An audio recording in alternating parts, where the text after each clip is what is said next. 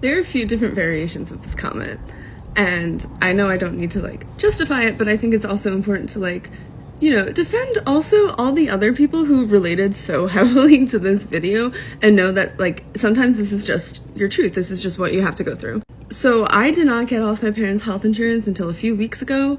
I'm going to be 26 in a few months, and I'm thankfully in a job where I have access to health insurance. And for a very long time, that was not the case. I am disabled.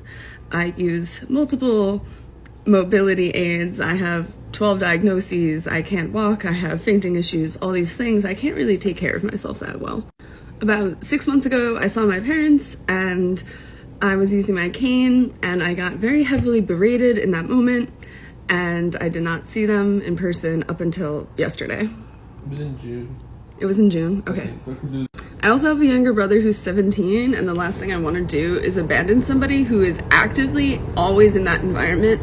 I think one thing that's super important for his development, especially like as a teenager, is to have someone in the room that is a comrade and going through the same exact thing that he's going through. So it's those moments of eye contact and when we go off alone and we rant about our parents that I think are very necessary for him. I think it's one thing to have a bunch of friends that can validate that what you're going through at home is really messed up, but one thing I lacked growing up was having a sibling that validated that for me, my older sibling. And I never really had those conversations about how messed up my parents were, so it was very hard for me to process that I was even getting abused growing up. So I think it is really important for me to like maintain that relationship with my younger brother. He is starting to look at colleges, so the good news is he's starting to like leave, and what I did after I left was I went to college for 3 years and then I was on my own once I was 20, so. But regardless of all these factors, I don't think it should matter if somebody still wants to have contact with their parents. Personally, I don't.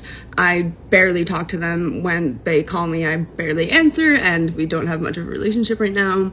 A lot of what just happened was kind of like a big deal because I was trying to have a little bit of like a nice day before Christmas. I would like to see my grandfather before he passes away, and unfortunately, I need to access him through my parents. Regardless, nobody should have to justify why they want to have a relationship with the people that hurt them. I know that I have moved out and this is my own home and all those things, but I just want to keep the peace sometimes. I don't try to become accepted by them. I will not be, so I don't try. And I don't need to change for them. I understand that. That's why I have my own life away from them. If all goes well, my girlfriend will never have to meet my parents because that's how horrible they are. That's all.